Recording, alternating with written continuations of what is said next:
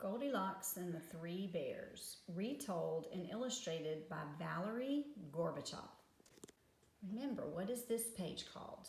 Yes, it's called the title page. It has the title of the story and the author and illustrator. And Valeri Gorbachev, she did both. She was the author and the illustrator. Once upon a time, there were three bears who lived together in a little cottage in the woods. There was a great big father bear, a middle-sized mother bear, and a wee small baby bear. One morning, the three bears decided to go for a walk in the woods while their breakfast porridge cooled. While they were gone, a little girl named Goldilocks came past their cottage. She peeked in the window, and when she saw that no one was at home, she went inside. There on the table sat the three bowls of porridge. The porridge smelled so delicious that Goldilocks just had to have some. First, she tried the porridge in the great big father bear's great big bowl, but it was too hot. Next, she tried the porridge in the middle-sized mother bear's middle-sized bowl, but it was too cold. Then, she tried the porridge in the wee small baby's bear wee small bowl, and it was just right. So she ate it all up. When she had finished the porridge, Goldilocks wandered into the sitting room where she found the three bears' chairs. First, she tried the great big father bear's great big chair, but it was too hard. Next, she tried the middle-sized mother bear's middle-sized chair, but it was too soft. Then she tried the wee small baby bear's wee small chair, and it was just right. So Goldilocks sat down in the chair and broke it all to bits. Then Goldilocks went upstairs where she found the three bears' beds. First, she tried the great big father bear's great big bed, but it was too hard. Next, she tried the middle-sized mother bear's middle-sized bed, but it was too soft.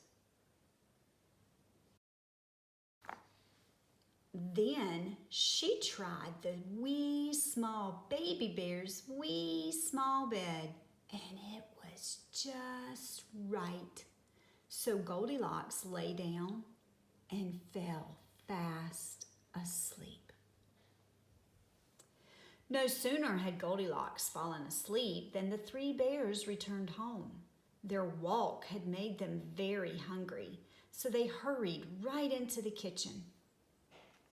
Goldilocks had left the spoon in the great big father bear's porridge. "Someone has been eating my porridge," said the great big father bear in his great big voice. The middle-sized mother bear saw that the spoon had been left in her bowl of porridge too. "Someone has been eating my porridge," said the middle-sized mother bear in her middle-sized voice. Then the wee small baby bear looked at his bowl of porridge. "Someone's been eating my porridge," cried the wee small baby bear in his wee small voice, "and they've eaten it all up." Goldilocks had knocked the pillow off the great big father bear's chair. "Someone has been sitting in my chair," said the great big father bear in his great big voice. The pillow on the middle-sized mother bear's chair had been moved too. "Someone has been sitting in my chair," said the middle-sized mother bear in her middle-sized voice. Then the wee small baby bear looked at his chair. "Someone's been sitting in my chair," cried the wee small baby bear in his wee small voice. "And they've broken it to bits." Then the three bears went upstairs. Goldilocks had messed up the covers on the great big father bear's bed. "Someone has been sleeping in my bed," said the great big father bear in his great big voice. The covers on the middle-sized mother bear's bed had been messed up too. "Someone has been sleeping in my bed," said the middle-sized mother bear in her middle-sized voice. Then the wee small baby bear looked at his bed. "Someone has been sleeping in my bed," cried the wee small baby bear in his wee small voice. "And here she is!" Goldilocks woke up with a start. She leaped out of bed, jumped through the window, clambered down from the roof, and ran away just as fast as she could. What happened to Goldilocks afterwards, no one knows. The three bears never saw her again, and they lived happily ever after in their cottage in the woods.